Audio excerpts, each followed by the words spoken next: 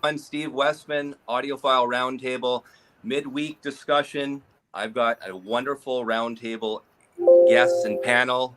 I guess we're waiting for people to get on board, but I'm going to introduce everyone right now. So here they are.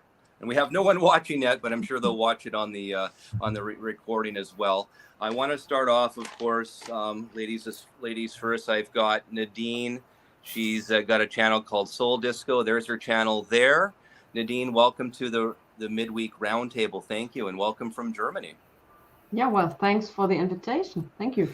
And at the very top, we should probably say, Nadine, we have some rumored breaking news. I'd like you to just talk about that quickly, and then I'll introduce our other guests. Yes, I just got an email in about 5 minutes ago that it's rumored that Speaker's Corner is closing down. So that's big news. Yeah. We can't verify that, but I think that it's something that I had rumored to hear a while back. Speaker's Corner possibly out of business as of today. So sad news, of course. Very much sad news. New guest to the roundtable today. I'm not sure if any people have met him or talked to him, but he's got a big channel. Dave from My Own Device Audio Channel. How are you doing, Dave? Good. Good afternoon, everyone. I'm very happy to be here. Thank you for joining us from Florida. I really appreciate it. Now, you know him as the Vinyl Archivist. I know him as Patrick. Patrick, the Vinyl Archivist. Welcome to the Midweek Roundtable. Thanks for joining. Always a pleasure to be here, Steve. Really, really happy. And then I've got Arnaldo DeRosso, Fidelity's Frequency. I can't see him right now, but I wanted everyone to see his YouTube channel. There it is. Arnaldo, welcome. Hi, guys. Thanks for having me again, Steve. Thank you so much. And last but not least, one third of the Jazz Bums, Felipe. Boom, there's the Jazz Bums channel. They got great stuff going on, interviewing a lot of people. Lots of fun on their channel. Thank you, guys. Again, thank you. We're 2 minutes in, and we got breaking news right away. Speaker's Corner rumored to be officially out of business, not confirmed. But Nadine from Soul Disco is getting some rumored emails saying that's the possibility. And I've heard that. I've heard rumblings of that before. So in the last couple of weeks, so it wouldn't surprise me. Really sad, of course, that we have to hear that today. But what can you do? It's got to be a lot tougher these days getting those licenses, as we see the different record companies now, able to, license, not use their own tapes, I guess, and not have to worry about the license. So today I want to talk latest news. We're talking Speaker's Corner. I want to talk AP. I want to talk RHINO. I want to talk MOFI. I'm going to start with Nadine. Nadine, I want you to start anything this week that sort of jumps at you. Of course, we have the Speaker's Corner news, but anything else other than that? Yeah, talking about MOFI, I know that the Elvis from Memphis releases a couple of weeks ago, but I'm a huge Elvis fan. I love that record, and I was thinking about getting it. But I didn't buy it because I have it in certain different editions. But I know at least from 10 people that 8 of them get at least one replacement copy from MOFI because it was scratched, it was warped.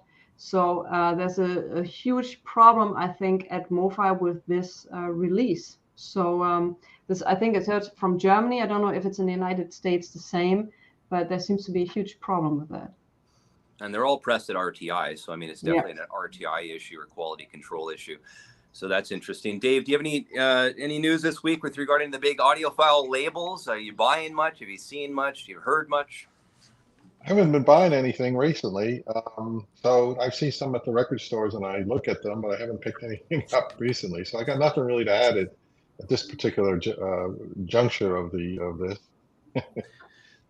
Felipe, what are you buying these days? Anything audiophile? I mean, craft recordings, original recordings, all that stuff. Any jazz? Yeah, maybe some jazz. Yeah, I got some stuff to show later in the next section, but I'm getting some jazz. I think I'm tired of reissues. I like the tone poles that are more like obscured. Yeah, I don't want to buy the same record over and over. So Bandcamp has become my new acoustic sounds, to be honest. And I'm trying to dive in, explore, find more, go to my record store on the weekends, hang out for hours, and hear new things or things that already existed that I didn't know about.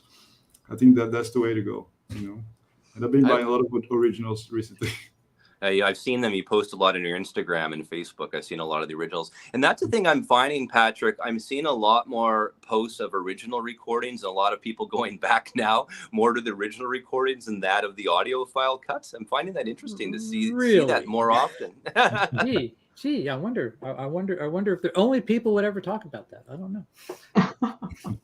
But you're seeing a lot more of that, right? I mean, we're seeing a lot more of the originals. I've noticed, especially younger people, like not kids, but like people who are in their 20s and early 30s, that were the people that were going out and buying all those reissues when they came out, those really bad ones that were like $19, $20 that were, pressed from anything, at frickin' Rainbow or United that, were horrible, sounded bad. And even those people have wised up to the point like, hey, these don't sound good. At first, a lot of these people are now actually getting into more sound as opposed to just, oh, I want to hold the record. I want to have this record. So I go to these record shows and these people they're looking for that stuff. Like 18-year-olds are looking for like original 80s new wave bands, that kind of stuff. It's definitely different. I just wanted to, I'll get back to that in a second. Leland just asked a question. Maybe Nadine can answer this. This is what Leland asked. Was the Speaker's Corner rumor posted somewhere place like Hoffman's forum? I just can say that I just got an email from a very reliable source that there are problems. Before we started to go live, I was checking, but there's no official announcement yet. So this is just a rumor. So if anyone can keep checking while we're doing this, would be curious to know. And then, of course, Leland had another question, hoping for the next RHINO batch news soon. I just spoke with Mr. Milligan from RHINO not long ago, so I expect that to happen probably in the next month or so, and it will be one rock title, one jazz title, so that'll be interesting as well. And Nadine, you've got a fan, Susan Miller. So great you're having Nadine on the panel. Yes, I'm very happy for it. Thank you so much. It's awesome. So getting back to that, sorry, Patrick, to interrupt. I know people want to hear about the Speaker's Corner rumor. That's sad news today. And you got some good stuff. Does anyone own a lot of the Speaker's Corner cuts? I own a bunch. I do. Yeah, I do. And actually, Nadine, I'm not sure if you were mentioning the Elvis in Memphis.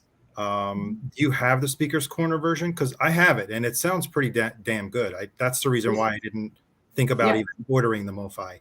Exactly. So this is a brilliant how they made that. And so therefore, for me, it was no reason to buy it, because also I have an issue with MOFI after this whole thing, and not because sound-wise, because of how they handled the whole situation. In Germany, you can easily buy many MOFI releases because people don't buy it anymore, at least here. So for me, there was no reason. And when I heard that there are so many problems with scratched, warped records, really warped records, so that was the right decision to do. Anyone else see any Google searches of Speaker's Corner right now? Can we confirm? No, I'm refreshing the Hoffman forum to see if anything comes up, and nothing yet. Yeah. I was actually prepping. Sorry. No, I was just prepping the new release. I went to the website. There was nothing unusual. Yeah. And Nadine, you were going to say something? Yeah, Patrick, you mentioned that many young people are now getting into the original vinyl, the original pressings. How can they afford that? Because the pricing for some of the they are skyrocketing high. For records you could buy 3 years ago for $20 to $30, they're now 80 or 90. Well, that's why. Is it there now? There's more demand for those records, and people are starting to quote unquote smarten up, and people like these live streams aren't helping the cause any by telling people, hey, you can get these, so it's really self-defeating, saying some of this stuff. But I just think it's important that people know, because it's better to find something that sounds good the first time rather than buying 3 copies of something that doesn't sound good, and then you get turned off by it, and you're like going, and I'm not an original purist by any such imagination. We're gonna have our little homework assignment, and you'd be surprised what some of my choices are. So yeah. And so Dave, out in Florida, you've seen a lot of originals. You've seen the prices go up from 3 years ago out in your neck of the woods. Honestly, I haven't seen that dramatic of a difference. I'm very diligent about going to the stores regularly and checking. They often will run a Instagram post flipping through their new releases, new things that they just picked up, and I'll call them or I'll run in and pick something up. So I haven't noticed a huge, a little bit. I've seen some increase because I was looking at some of but I paid for some things. I keep the old, price labels on them, and I thought, oh, this is now worth, I paid 25, now it's worth 30. What would you but I say haven't Fleetwood seen- Mac Rumors goes for where you're at, Dave? That's a good barometer because that's albums everywhere. $20? $20? That's pretty The clean expensive. one? It used to be $1, $2 record. Yep. You know, Oh, yeah, that was a an clean easy one. get. Clean one, yeah. Okay, I mean, so I have they're a question diamond. They're I everywhere. have a question for everyone. What does a Way Out West go for around your areas? I don't ever see it. I never Well, see it. I saw one at a record store in Brooklyn over the weekend, and I didn't even ask for him to take it down from the wall. But can you guys just throw take a guess on how much they were asking? $250. $250. Way Out West. Way Out West. Way Out West, yeah. An original Prestige? Is that Yeah. Prestige, right? $350. Contemporary. It's contemporary. I paid $50 for mine 2 years ago. Now they were asking $500 for it. Yeah. Wow. So since we're on that topic, has anyone gotten the Go West? I'm tempted No. on getting that the reissue that came out. I'd say it should be really good now. Everybody who has the box set is praising it. Okay. Didn't Yeah. ERC do Way Out West? Yes. Wasn't that the original one that Mike at the In Groove had a real big issue with? Yes. That was the very first video, true. Okay. Here's Taco Salad. He asks, I only have one Speaker's Corner. And if everyone's just coming in late here, Speaker's Corner is rumored to be going out of business. We've learned. It's not been confirmed, of course. But Taco Salad is saying, go figure, it'd be Eye in the Sky, which is considered by many to be inferior to the MOFI version. And the reason for that is they actually use the digital version to cut that to vinyl, which is the only time Speaker's Corner used digital, which is kind of interesting because there is a digital master and a tape master of Eye in the Sky. And Speaker's Corner, which is an analog company, went and used the digital source. Interesting. Mm-hmm. Were And then they open about it? Did yeah, they they were say? absolutely open about it. That sort of Okay. happened during the whole MOFI DSD gate thing. We learned about that. So yeah, they definitely told us that. Leland again, he's asking Patrick, I you have, heard? yes. And yeah, I've heard a lot of positive things It's about really good. Still Bill. I've seen some good reviews on it. So, and you can pick that up right now on the MOFI site. I mean, it's you can get it right now and get it delivered to your house if you live in the States pretty quickly. So it's not bad. And then we have MOFI. There you can pre-order a Hotel California, 17,500 copies, rumored to be shipping mid-July. That's what I'm interested in. I'm very interested in Hotel California. So Well, this SACD, which is an unlimited, is all sold out on their website. So I had the DCC. I have the original Sterling that was cut by Lee Holka. I have the Kevin Gray and standalone pressing. Yeah. And I think I have one more. I can't remember what it is, but yeah. So it'll be interesting to compare those and see where it stacks up.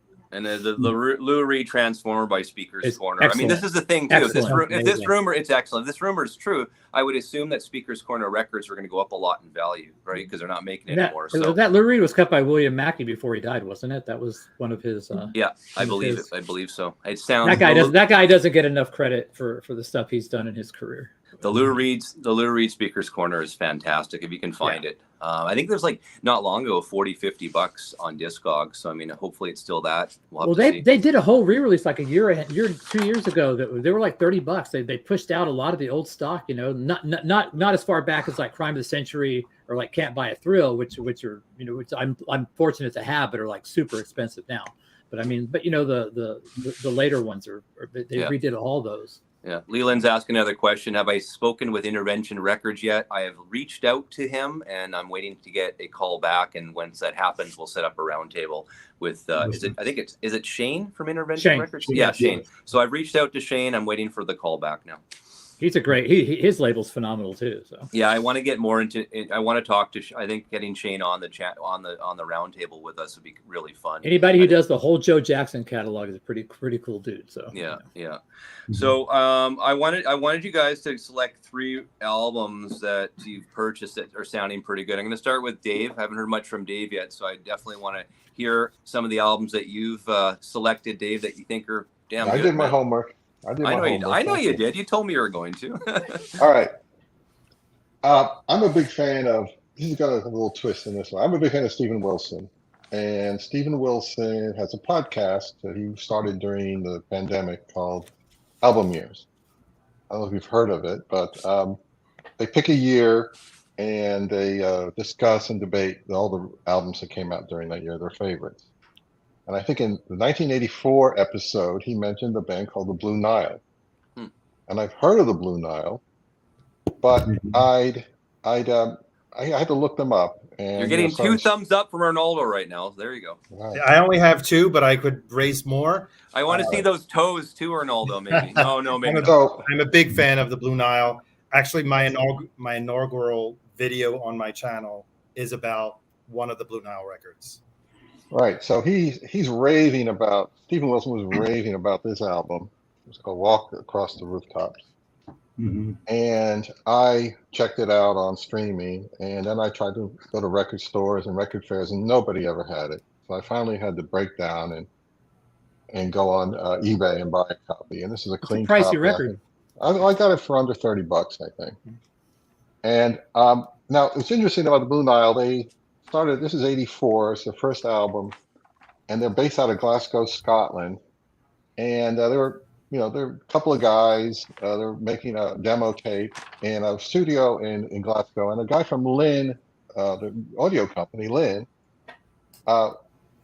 tested out their speakers in the studio. They had a relationship with the studio, and they were in there trying out their new speakers in the studio. And one of the guys said, "Well, let me play." He played the demo to one of the songs on this album, and they said, "Well, this is good music. Let's put it on our label. We're starting a new label called Lynn Records, and this is their first release." And it's basically they picked it because it sounded really good on their hi-fi systems. So I picked it up, and it really is an outstanding sounding record. It's a very nice production. I highly recommend it. And they only made 4 albums since 1984. So they're not a very productive group. They had long gaps between albums. Their second album, Hats, is really good too. And I owned that on CD.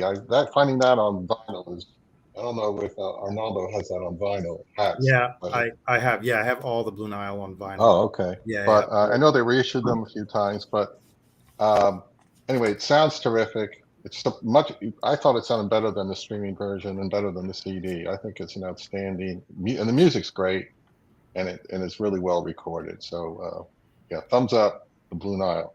Very They're nice. not easy to find. That's 2 thumbs up and 2 big toes up for Arnaldo for the Blue Nile. That's nice. If you guys are just joining us late, Speaker's Corner rumored to be out of business as of today. We can't confirm that, but I've heard rumblings in the last couple of weeks with regards to that rumor. I know that Patrick right now is trying to refresh Hoffman and other sites as well, and we'll hopefully in the next hour see if that rumor is true. Nadine, what did you bring for us today? Yes, I'm more into the vintage stuff, and for me, when everybody is saying, "Oh, I need to buy the originals now," back then I only had the chance to buy originals because the music I'm listening to wasn't available on Spotify for a long time. So what I got is up here, "You Lied" by Pierre, and this one was released in 1983. It is a kind of private press. This label had only 2 releases. And now Davis is so shocked by this picture that he's blocking the camera. It's out of focus. My stupid camera goes out of focus. I'm not showing it too close to the camera, I promise, David. And it's a fantastic 80s record, and I was really surprised by the sound of it. It sounds amazing. And it's I got it for $10, and it's now I got a great deal on it because when it was sealed, and I checked it on Discogs, and it's now $100 record. And I just recently got that. So "You Lied," absolutely great. Another record which I just got today, it was sealed, was by the Choice 4, which was a group which was promoted by Fun McCoy, who did The Hustler. I think many of you know that. And also this one on RCA sounds absolutely great. Do we show all 3 records? Well, not at once. I want to move around a little bit. So that's, you can go. Yeah, I like that one too. Felipe. Yeah, I like those.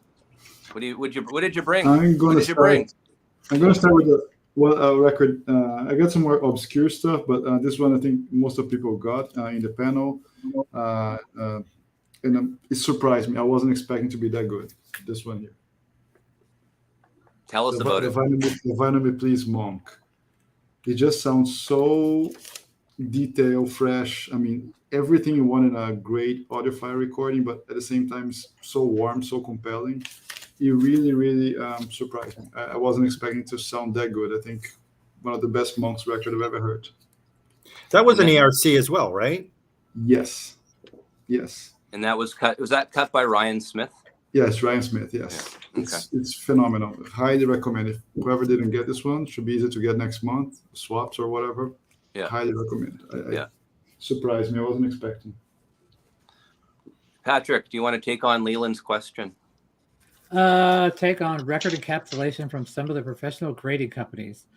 I've heard from other people, and I actually saw a guy, Heritage Auctions, at the Pacific Audio Show, where they're actually doing like comic books. Like I'm guessing encapsulation means like putting them, in those sealed things with a grading thing, like 7.5, 8.0. So I actually saw a guy at the record show portion of the Pacific Audio Show doing that, and I kind of thought it was a little funky because if I'm going to buy a record, I want to look at it, and that really doesn't let me look at it. I'm not going to trust some guy that I don't know to tell me that this record's good or not, So I think that record grading, if it gets to that point, is going to be really kind of funky. If it ever gets to that point where we have professional graders, then it's going to be okay. Well, you're going to have to really earn your reputation at that point if you try to go that route. Absolutely. Thank you. So if you guys are behind, Speaker's Corner, rumor that they're out of business. Michael here just says that he said he's behind on the chat, but he heard the Record Store Day Transformer by Lou Reed uses the same plates as the Speaker Corner. That's what he heard. I can't confirm that. Someone might want to look up on Discogs and see if the IDs match, but that's interesting. Yeah, that's a great sounding record. So love it. Arnaldo, what do you have? What do you want to start with? Something new music or old music? I don't care. Something that's music. Okay, so I picked this up over the weekend. An Elton John classic, Goodbye Yellow Brick Road. This is the UK version, which I have been looking for probably 2 years now. And I was able to pick this up at a fairly decent price, at least for America. Translucent vinyl? No, I checked it. It's just plain black. But it is a first pressing. It's part of the first series because they did maybe 20 different first pressings, all numbered differently. And I compared it to my $5 US one. I don't know how much it goes for now, but at the time I paid $5 for it. And there's no contest at all. It's I don't know. I don't know how they did such a disservice because Elton John was huge in America at the time. And the difference, like the bottom end on this record, it's like I have to almost turn down my subwoofer. That's how full the sound is. And it's just like the Elton John's voice. It sounds like a veil was lifted off of Elton John's voice on the UK version. So that's just my take on it. I don't know if anyone else has heard. The thickness of Love Lies Bleeding when it's playing. I mean, it's so dense. It's the only word I can really think about it. Compared to anything else, it's got that thickness in the mid range that just like hits you in the face. I hear that Speaker's Corner is also very good. It is good, and I have not had a chance to listen to it. And the direct disc and the super disc was good too. So I mean, but that was cut by Jack Hunt, I think. I have those as well. But the original UK. I mean, if you want that big, thick, mid-range sound, and it just feels right to me. I mean, it just has that thing that thing about it. It's like magic, Mm-hmm. All those DJM Elton John albums, the first runs, all sound that way to me. I just got a Madman Across the Water like 2 days ago. Yeah, and 6 months ago I found a Captain Fantastic also blows the American version just out of the water. Yes. Dave, I got an equipment question for you. Here it is. Please, can you answer that one for us? What's the best XLR? Whatever works. I like Blue Jeans. I like DH Labs. There's some nice stuff out there. Thumbs up to Blue Jeans. I love those guys. Yeah. They ship them free, and you get them like 2 days later, all the way from Washington. Yeah, it's fantastic service, fantastic deal, prices. Yeah, Blue Jeans, can't beat it. I mean, I'm just reading this next comment here. Me being in Canada, I mean, obviously a lot of stuff's cut in the States, but I'm finding a lot of my old Canadian originals sound really good. Just so everyone knows, if you ever find, and they're cheap too. Like you can buy, Crime of the Century Canadian Press or all those originals, and they sound fantastic for the price as well. I mean, they were less expensive, but I mean, so yeah, I mean, it depends on the country, but a lot of the Canadian pressings I really enjoy, and I have a lot of them. Are Rush records better? Are Rush records better from Canada? I don't know. It's probably the same. They actually cross press. Yeah. It's like sometimes we would get Jam F and pressings here, and they would get like the Master Disc Gilbert Kongs over there. So it's interesting how they cross pollinated a lot. Right. The Jam F is pressed in Canada, right? Yeah, just another mastering facility. Right. Yeah, I got some of those. Analog City says you can't go wrong with a Kevin Gray or a Bernie Grunman. I mean, that most times, yeah. And I should tell everyone. I know I had a lot of viewers ask me if I could interview Bob Ludwig before he retires. So I reached out to him because I've been going back and forth, and he finally got back to me. He says I don't feel comfortable doing these things. So that was a full stop no. So we won't be seeing him on the roundtable. But I am glad that he got back to me, and I wished him happy retirement. I've talked to him a few times. I've emailed him a couple of times. Super nice. He always responded. He always responded to anything I've asked him. So. Yeah. He just I didn't harass him too much, but that's okay. Nadine, I'm going to go back to you. What else did you bring? First of all, Marcella wrote about the lost recordings. Yeah. I love each and every release of them, especially the Berlin concerts when they know that we're in a separated country and you have the feeling that the artists are putting in more and more effort into it. So they're always open that they're using digital, and I can only support that label. They do fantastic releases. All right, talking about ERC, this week I finally got my first ERC. It's a Ravel concert for the left-handed, and I expected that it sounds phenomenal because of the price, and I love it. There's a great sound stage to it, and I know that's ERC has some controversy. Yes, ERC lol, I see that, but it's I love the sound stage. I've had the privilege to listen to some of their records, and to my ears they just sound phenomenal. I love this big sound stage and everything, and so I got this and I'm totally happy with it. And also getting an original of this is over $1,000. So and how much was that one? Was $450, right? If you get it from their website, And rare medium, no, and they might add maple syrup to the true Canadian pressings. I'm not sure. Dave, another question here. We're going to go more tech again here. Leland has a question for you. Do you have an answer? What is that? I think upgrade. It depends on the budget. It depends on the budget, Leland. All of it. All of it. As best you can, all of those things. What best you can afford. But most important, I think it's also important to don't look at the specs. You got to audition and see what matches which. That's the most important part. Synergy with your equipment. Forget about the measurements. Go check. I have a very elaborate cleaning process.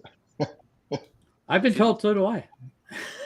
Well, I've been told my cleaning process ruins floors. So, Yes, it's so good. I heard about that before we got on. Arnoldo's floors are ruined now. That's not good. Ludwig mastered the upcoming Baroness album, apparently. Thank Andreas for that. Sulfic Audiophile, what are you saying here? They're probably better than the classical, etc. Okay. Mm-hmm. Nadine, you apparently have great taste, according to Analog City. There you go. Thank you. And Nadine, again, for Marcel, I have that release as well as Nadine. I'm a big ERC fan. Thank you, Marcel. The only one I've ever listened to was the Doors release. I was gifted that from a viewer. I had to give it back, but it was interesting to listen to and compare them. I have the Forever Changes ERC, the stereo, and that one sounds phenomenal. That's right. Yeah. And that's not a fold down, right? We talked about that before. No, that's stereo version. I don't have the mono. I have the mono. I think the mono is a fold down though. Yeah, the mono is a fold down. So yeah. Who have I missed? Who wants to go? Dave, do you have any more records? Or okay, hang on. Patrick, you had one in a box. I want to see this one. No, wait. Well, I didn't get to show any of my surprises. Well, then, though. I want surprises then right now. All right. So I thought my last record that I'm going to show would be the most controversial, but apparently this one's going to be the most controversial because I got this MOFI, the steel bill, And I've had an original, the same pressing, the same equipment profile, and this thing sounds as good or better than the original steel bill, original US A&M Monarch pressing. And original US A&M Monarch pressing is going to cost you $60 in this condition, whereas this was like 40. And I was surprised because I loved this, and I was like going, I'm not that excited about MOFI. I never have been, but this, to me, this was a home run for them. This was really, really good, in my opinion. And Absolutely. this one surprised me. This is a Two-Way Army UK 45 of our friends Electric. I had no expectation that this was going to sound good, have any kind of like audiophile qualities, but the soundstage on this and the electronic music and the way it just blew me away how good this little 45 sounded. I had a guy send me like a stack of 45s, all UK 80 stuff, and most of them just sound phenomenal. It's so cool to have that, just that the feeling of the I don't know what it is about 7-inch singles, but something about it was just amazing to me. So I really love the way this sounded. Those are two of mine. I'll wait for the last one after a while. So. Yeah, is the last one the big surprise? That's the box, right? No, the last one's like a pressing that I was absolutely had no expectations of, and it's gonna probably upset some Black Sabbath people. So. Oh gosh, and then yes, we are talking ERC Forever Changes. Patrick was mentioning he has the stereo version that he really likes, so that's for sure. And then Leland is asking, any luck on getting Michael Fremer, Michael 45 in the in-groove on the panel for a future show? Well, I'm in. I'll have them all on. I'll have them on the roundtable. I mean, they have to agree, but that would be fun. I can ask them, but it's not up to me. But yeah. Who have I missed? Felipe, I want to go back. Yeah, I want another one, man. All right. Oh, Dave too. Go ahead, Dave. All right. After Steely Dan split up, Walter Becker made a few of his solo records, but he also produced a lot of albums. And there was a band called China Crisis, a British synth pop band, and this one's called Flaunt the Imperfection, which was a kind of a pun they did with Walter because Walter was always into perfection. If you haven't heard this one, it really this was produced by Walter Becker in 1980. When did they come out? 88, I think. No, 85 or 86, something like that. And it really sounds a bit like Steely Dan. It's not so synth pop. It's got saxophones and it's really slick and it's beautifully recorded. It's a fantastic. I wasn't a huge China Crisis fan. I mean, they had a few well-known songs in the 80s, but this album is fantastic. It's a really impressive album, and it sounds like synth pop meets Steely Dan. It's a very cool album. I don't know if anybody else has heard this one. And another band from Liverpool, apparently. There you go. Yeah, fantastic album. So yes. That's a good one. And that's the thing about, I think, actually, you go first, Felipe. Go for it. That's fine, Steve. I'm going to show a couple here pretty quick, and just one that I'm going to take a little more time. I'm crazy about these guys. I have everything you can possibly imagine, and I got an OG finally. It blows out of the water. Any reissue I had. White Stripes Elephant. It's a double. I had some other analog cuts, but the OG just sounds like you're in the garage with them. Just crazy, raw and precise. Congratulations on that, Felipe. I think that wasn't easy to find. It is great, yes. Another record, I finally got an OG. It's not hard to find this OG. It's not expensive, but in a good shape. And compared to my stereo, it's like night and day. It's not better. It's just so much different, this guy here. Nice. And it's in a very nice shape. I have the SRX Music Matters, and it's very different presentation. Very nice. Now, big recommendations. As I said, I've been going on Bandcamp quite a lot. This guy here called Okonski.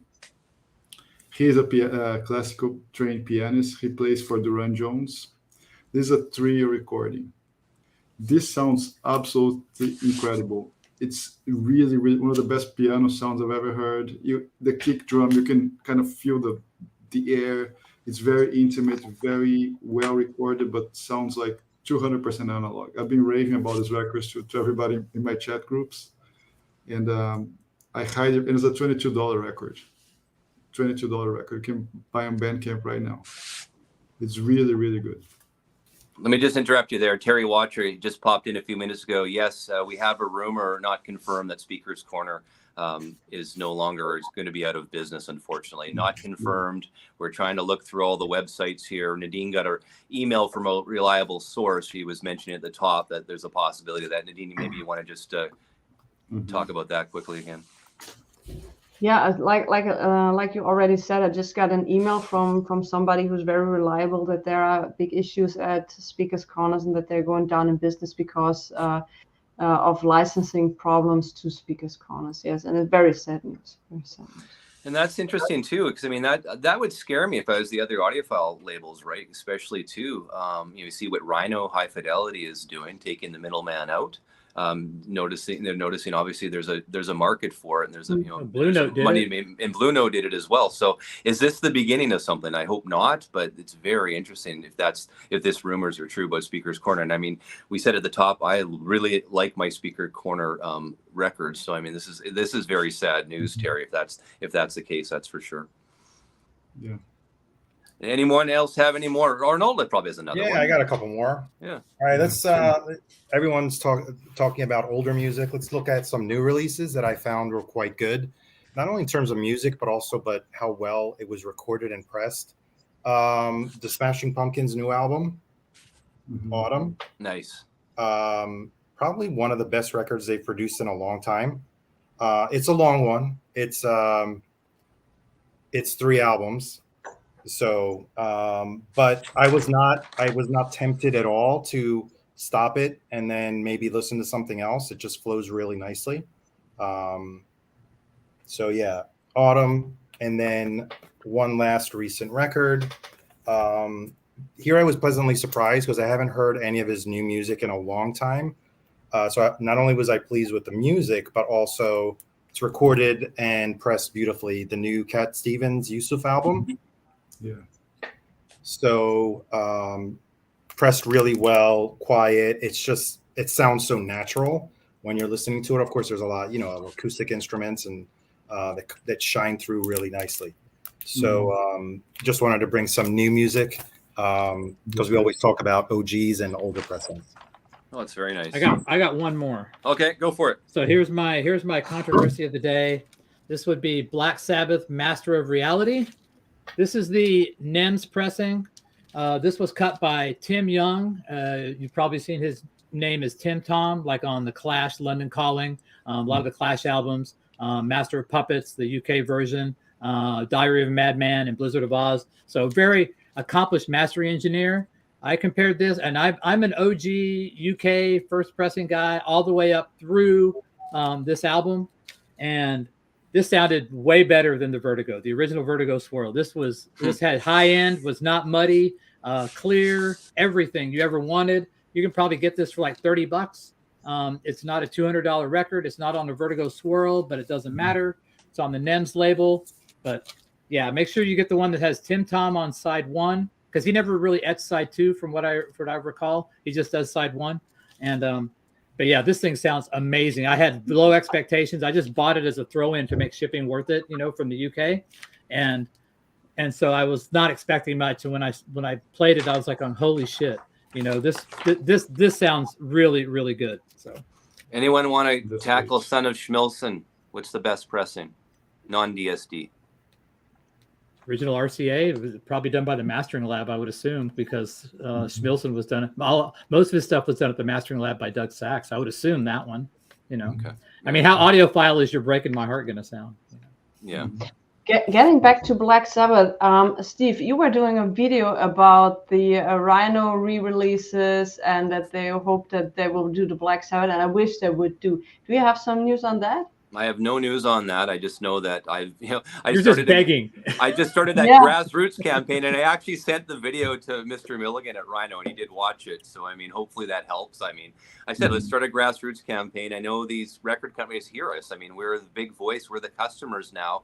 We know these people are watching these shows. So why not? I have a friend at RHINO who's a product manager too that works with Mr. Milligan. I should send it to him too. Yeah, send it to him. That would be just that bombard would be awesome. these people. Yeah. I want Black Sabbath cut by Kevin Gray from and we've learned too, Nadine, right? When we had Kevin on, and I think Patrick was on that show. that we had a few weeks back when Kevin was on, that they have the original master UK tapes available, so it's not a big deal. Go for it. Go Yeah, for exactly. it. I'd be very interested in that because it's very hard to find a clean, that it's affordable copy of a. It's OG. impossible. I Yeah, have a ridiculous. very clean original second pressing of the Black Sabbath self-titled, and it sounds incredible. So, But it was amazing. the same metalwork as the first pressing, right? Same metalwork is exactly the Mhm. same metalwork. The only difference was in the gatefold. If you open it up, it says something about it's stereo. I can't remember the exact wording. I said it in my credit. video. Does yours have a Phillips recording on the label too? Does it have Yeah. the Phillips? Yeah. Okay. Yeah. Oh yeah. Norman Mazzy Maslow says the original RCA for Son of Schmilson is his reco. So there you go. I got a couple more. Can I?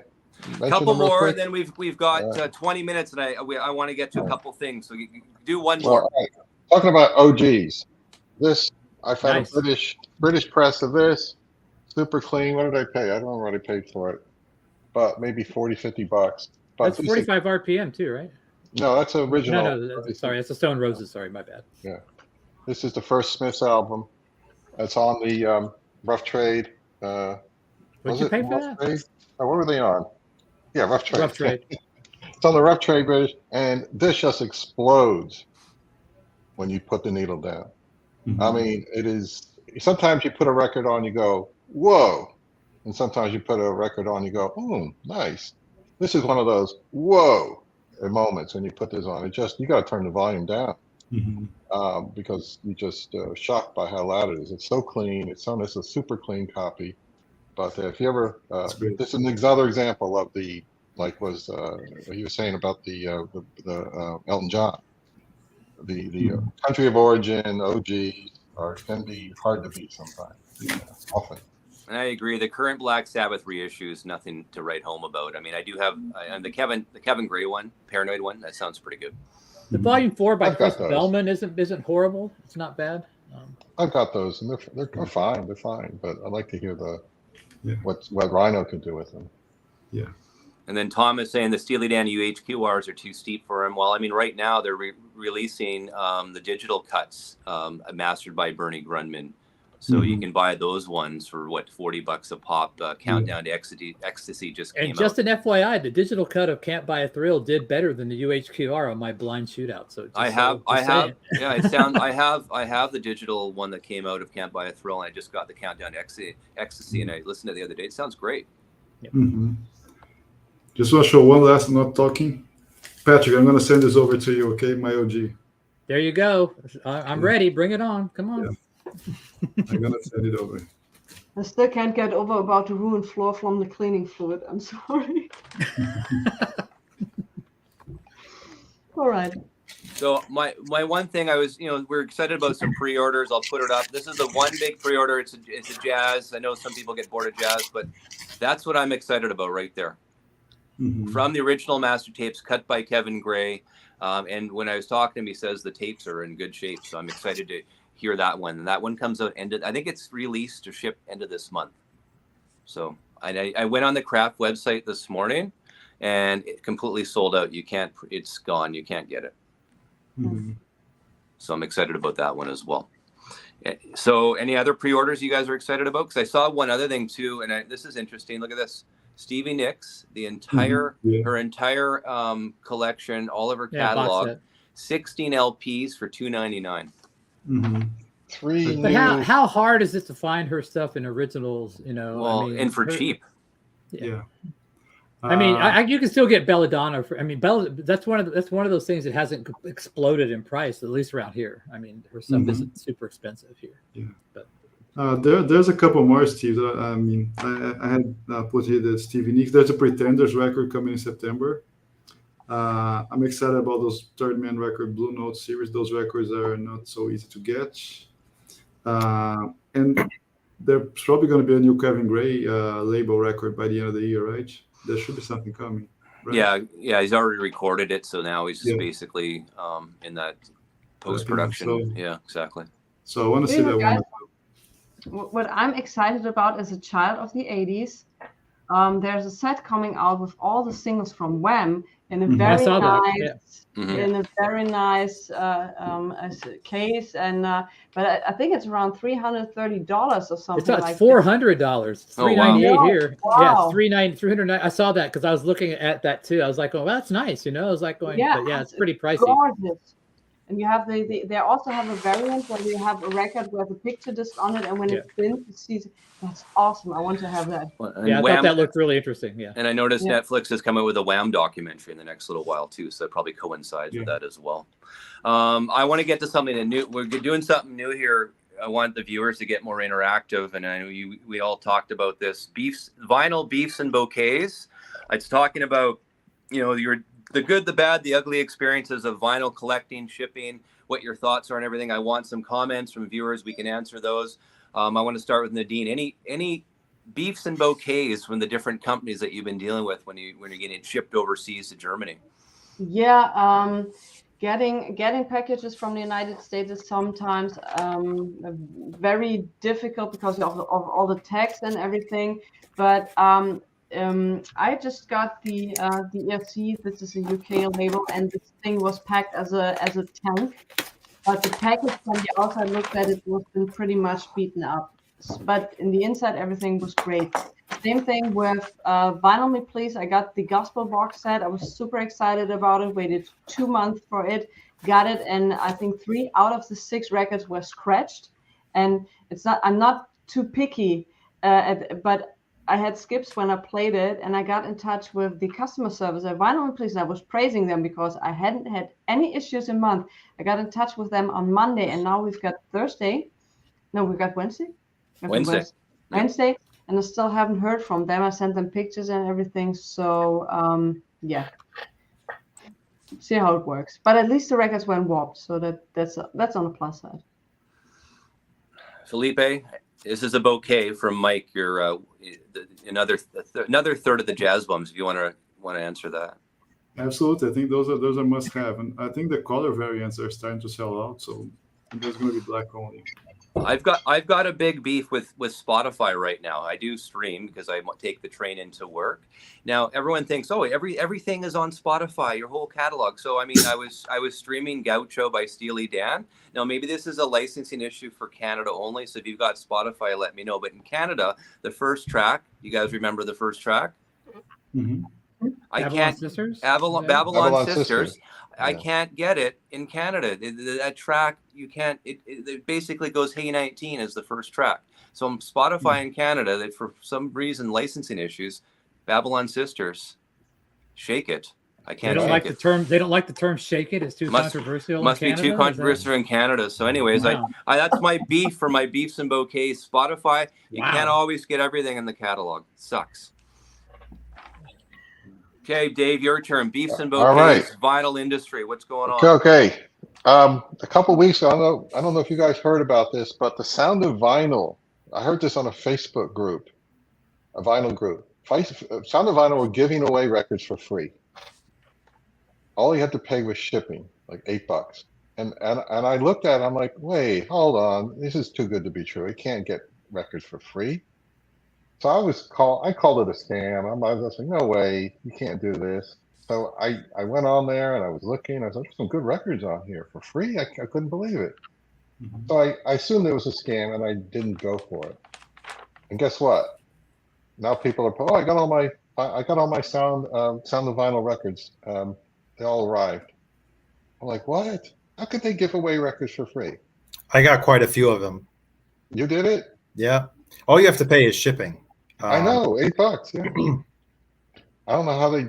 I seem too good to be true. That's I was all. able to get the unplugged Nirvana, then a Paul McCartney that I didn't have. I believe it was the Wings, one of the Wings records, like, and then the Elton John Rarities triple disc, only like $9 it ended up costing, like the Rarities B-sides. And I still have a few that are coming. Again, it's not very clear because sometimes some of the records just showed up without any shipping notifications. I all got confirmations, but the shipping notifications and the tracking is a little spotty. But so far, I think I got everything that shipped, and maybe just a few are pending. So yeah, I missed out. I thought it was FOMO. a glitch. I thought it was a glitch in their site, but too many people were saying, yeah, no, it's true. I got my record. So I ended up getting quite a few. Well, Christopher saying he got 22. So that's a nice bouquet to sound of vinyl. Thank you. Who's next?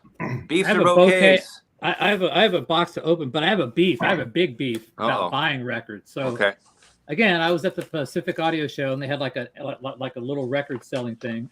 So I go to this seller who Harry from Harry's Rec Room says, "Hey, this guy's a good guy." He was a good guy, but I typically have a rule with myself that if I go to a record show, I'm not going to spend more than $50 on a record, because A, I can't listen to it. B, if it's got a scratch or a skip, I can't return it. You know, I'm pretty much screwed at that point. You know, if you buy a $500 record at the Austin Record Show and go home, and it's got a skip in it, you're shit out of luck. So I said, okay, but I saw this guy had a MOFI copy of Deja Vu, the original MOFI copy of Deja Vu, which is one of the rarer mobile fidelity versions. And it's not, I never had one. And so it was like $50. And I said, all right, man, I'll buy this, you know, I'll buy it. And it looked great. It looked phenomenal, brought it home.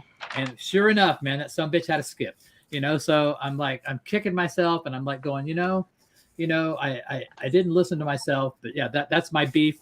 And I just got this record. This is a Queens of the Stone Age. So we'll see how you can hear it. It's not packed where it's like, it can move in here. So let's open this thing and see where we're at. So it opens up. Nice box, but they could have padded it, so it didn't move around. Looks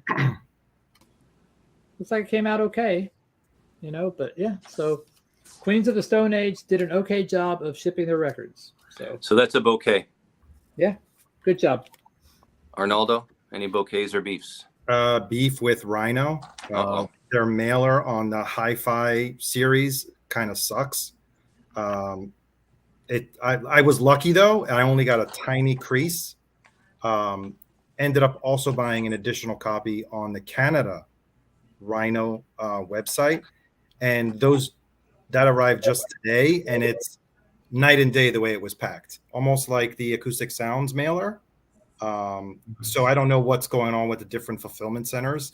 The US RHINO is probably fulfilled by DSD, which is not known to pay up very good attention sometimes to shipping out product, but I could be mistaken.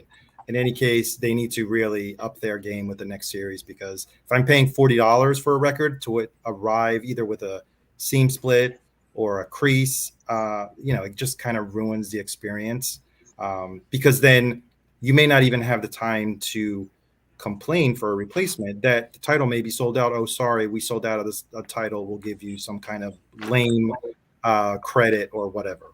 So if you have their ears, they need to improve on their mailers. So the Beef to RHINO mailers, and I know I've heard that they're going to improve that for the next batch that comes out sometime next month. So we'll see how that works as well. Who has a beef or bouquet? Who's next? Who wants to go?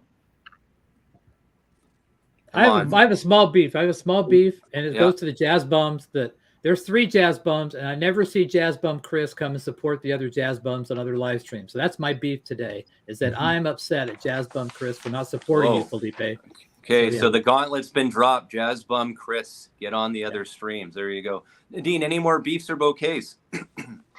Well, bouquet, I've already had one with ECR. The packaging was phenomenal. I had many layers of cardboard in between. I was very happy with the release.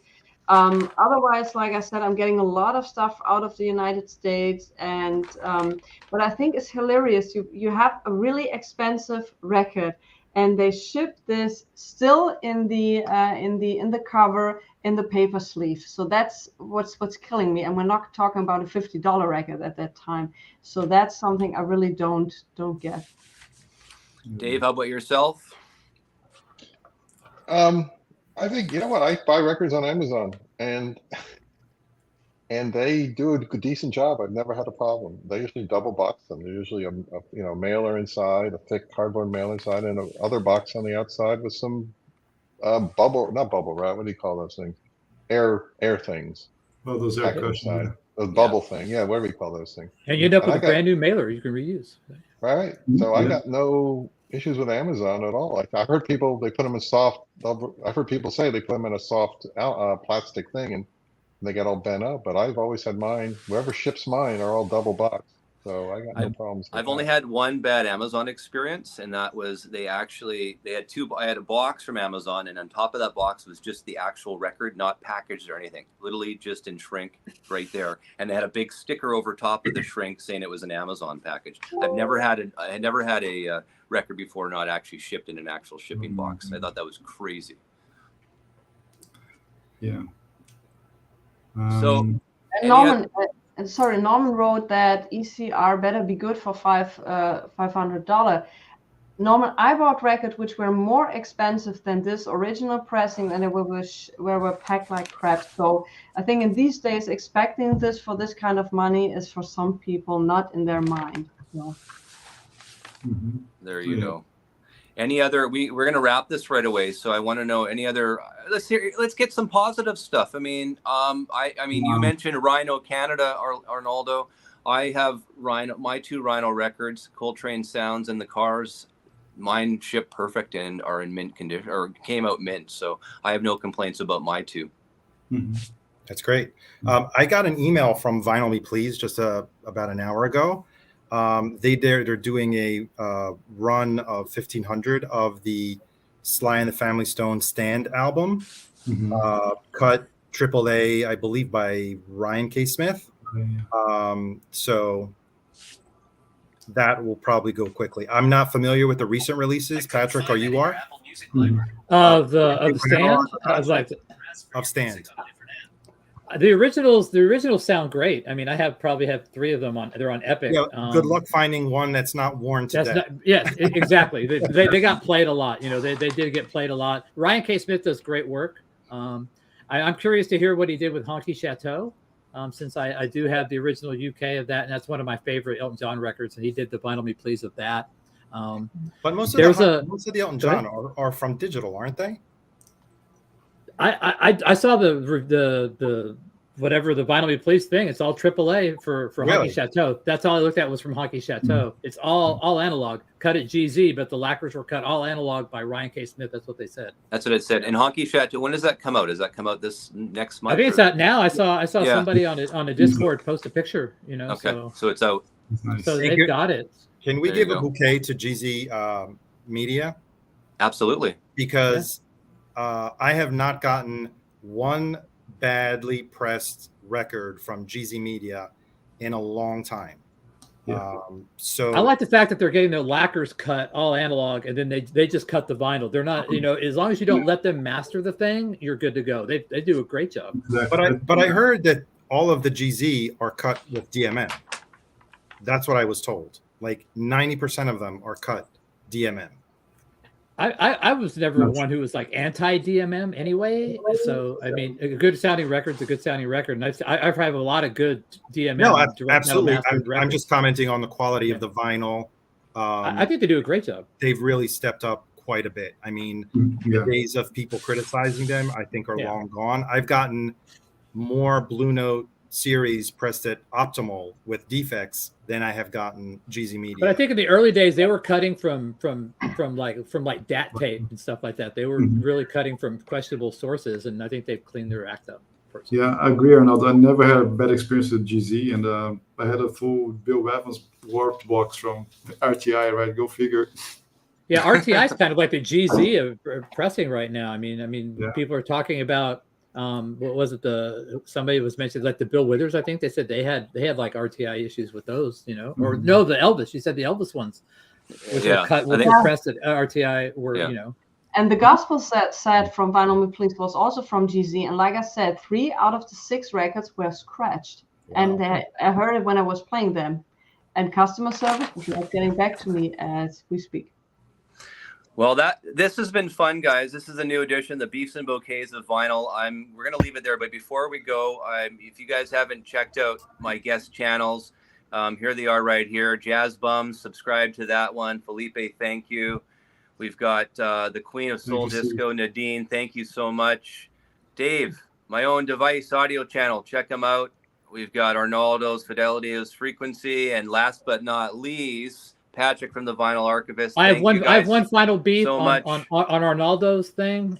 Norman Mazzi's got his way to get back in the stream, even at the end. So he's still got a plug. Well, Norman Mazzy Maslow, the serial killer, right? He's going to be on Friday, and the Friday's Roundtable live. So I mean, we'll discuss more then. So yeah, guys, thank you so much. This has been amazing. I hope everyone enjoyed themselves. An hour goes by too quickly. I wish I had more time, but I think that's so great. Thank you so much again, guys. Have a wonderful rest of the week. Thanks a lot, Steve. I enjoyed it. Fun Thanks, midweek roundtable. Thank you. Bye bye. I enjoyed it, Steve. See y'all. Thank you. Thanks. Bye bye. Bye.